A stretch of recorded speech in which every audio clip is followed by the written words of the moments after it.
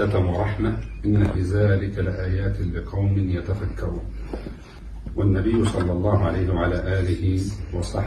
5 4 3 2 1. السلام عليكم ورحمة الله وبركاته. أهلا بكل أصدقائي وصديقاتي المحترمين في المصطبة حكايات. عود على بدء.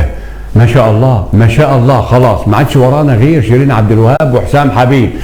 كاتب كتاب شيرين على حسام، ما زرغطي يا ابتسام.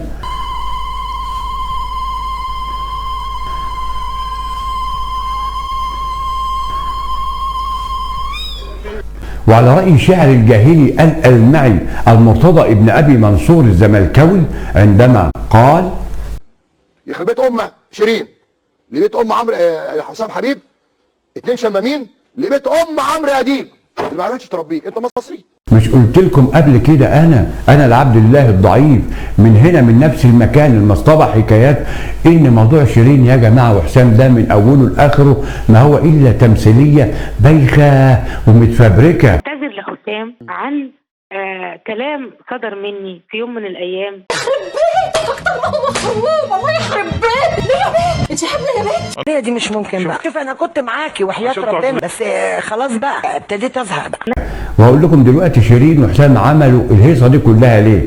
ومحدش فيكم على فكره كان مصدقني من العمايل اللي كانت شيرين بتعملها، بتعيط وبتنهار وبتقص شعرها وعملت اللي ما اتعملش وشرشحت حتى لحسام حبيب على كل القنوات تقريبا وكل البرامج، وطلعته حرامي وعليه شيكات لها واخد عربيتها وهي اللي كانت بتصرف عليه وغيره. عودة لحسام يا شيرين. وربنا ده انا اتجوز الفيل ابو زلومه متجوزه. حبه جنة انا عشت فيه. بيته عقربه مش لاقيه حته تنام فيها. وغيره. شوفوا اهي طلعت اهي دلوقتي بتعتذر لحسام حبيب. سبحانك يا رب، سبحان الله. ادي يا سيدي ادي اخرة الحب واخرة الكذب والفبركه.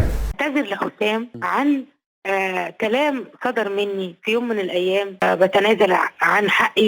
حتى في الفيديو بتاع كاتب كتابها شوفوا بتمثل ازاي وعامله نفسها زعلانه ومنكسره وغلبانه ومش مبسوطه ومش في حالتها الطبيعيه ومغلوبه على امرها ومتسامحه. مودة ورحمة إن في ذلك لآيات لقوم يتفكرون. والنبي صلى الله عليه وعلى آله وصحبه. ليه بقى؟ عايزين نعرف ليه بقى؟ عشان الجزء الثاني من التمثيليه المتفبركه، وعايزكم بقى تركزوا معايا المره دي في الكلام اللي هقوله. القصه لسه ما خلصتش، لسه فيه جزء ثاني يا جماعه بعد كام شهر كده وهيطلعوا ثاني.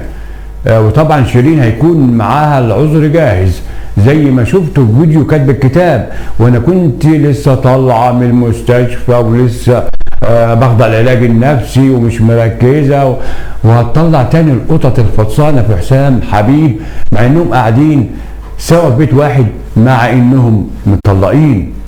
وطبعا بعض الفنانين ما عدوش الموضوع ده بالسهل كده وعلى خير، زي وهات شتيمه واهانه لشيرين زي نجوى كرم وياسمين صبري وسمية الخشاب. وانت يا شيرين مثال ونموذج سيء للبنات، انت ما عندكيش كرامه. وهم ما يعرفوش الفوله ولا الفبركه اللي عاملاها شيرين مع حسام.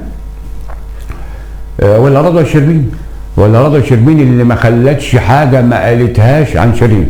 او انت كده رجعت زي الكلبه يا شيرين. اوعي نسمعك تاني تغني الاغنيه دي، اوعي. قلبي بيهوى بأمر بس بقى وبأمري هيبعد عنك.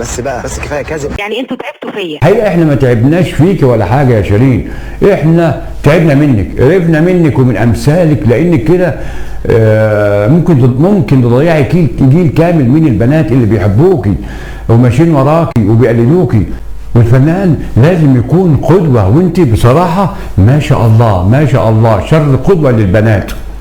لا ما كانتش جوازه دي يا بنت ايه يا شيرين، ما كانتش جوازه مره تموتي عليه وتحبيه ومره مش طايقاه ومره ده غلبان وابن ناس ومحترم وترجعي له تاني. جننتينا يا شيخه. ايه قمه ده، انت ممثله رائعه. ده كلام. نيجي بقى لاخر حاجه، وهي في رايي انا المتواضع ان شيرين وحسام عملوا كل الهيصه دي ليه يا جماعه؟ عشان الترند. شيرين لا محتاجه لا شهره ولا فلوس، ولكن ده اسمه جنون وادمان الشهره، بالظبط زي اخونا المريض مرتضى منصور، برضه مدمن شهره. يعني هم مشهورين فعلا ولكن عايزين يفضلوا طول الوقت موجودين وظاهرين للناس، وده بيبقى مرض والعياذ بالله يعني مرض، وده بيبقى مرض والعياذ بالله. يعني انت يا مرتضى يا منصور يا راجل يا كبير يا محترم يا مستشار ولك وزنك، انت مالك ومال موضوع زي موضوع شيرين وحسام تتكلم فيه ليه؟ الا اذا كنت انت ناوي وعايز تركب الترند انت كمان. مش بس شيرين وحسام ومرتضى اللي عندهم المرض ده في فنانين كتير وغير فنانين برضه عندهم نفس المرض بدون ذكر اسماء، وربنا صبرنا عليهم. خلاص خلصنا. ارجو منكم اصدقائي وصديقاتي المحترمين لو عجبتكم هذه الحلقه ان تدوسوا على اللايك وتعملوا مشاركه وان تفعلوا زر الجرس لكي يصلكم مني كل ما هو جديد وغريب وعجيب. شكرا لكم. تحياتي اخوكم عبد الرازق محمد.